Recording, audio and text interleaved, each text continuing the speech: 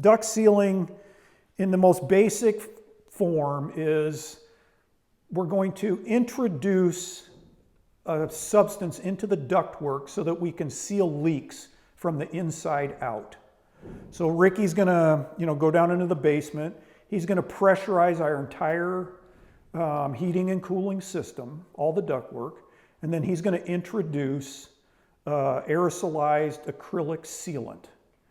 And then we're gonna monitor the flow through the ductwork, and as that sealant finds all the little holes, the amount of air that we're leaking out is gonna decrease over time.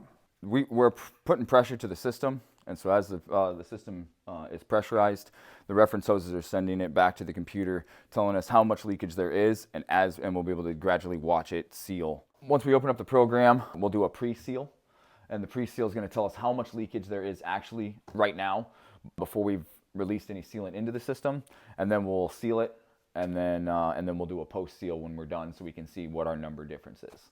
Then typically we're trying to get down to 6% of the square footage. That's what the code is, but I try and go to at least 3% of the square footage. So if this house is like right around 2,600 square feet, I think the number is like 156 CFM. So we're gonna try and get it down to in the 70s. That way we know it's definitely gonna pass. It's definitely, as much leakage as you can fix, then the better off the system's gonna be and the better off the home's gonna be. Where did this house start for its leakage? So this actually started out right about that 6% that we wanted that would be considered passing. This is like right around 156 CFM. So if we looked at the entire amount of the ductwork, there's a 6% leakage from it, which, if I remember correctly, was about a 30 square inch hole. Yes. Okay. Yep. And then you took about 10 minutes? Yeah, roughly. To seal it, which is quick. Yeah. And then what number did we get down to? Right about 26 CFM, which is about an 83% reduction. Yeah, so we were around 2% or 3% leakage? 2.2, yeah. Yeah, 2.2, which is, I think, then is instead of a 30 square inch hole, we got it down to a 5-inch square hole. Yeah. So that's...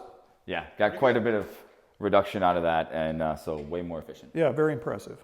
And again, we did that by pressurizing the system and introducing an aerosolized sealant that found all the little cracks and holes, the tiny little things that you can't see and the bigger holes, and sealed those up.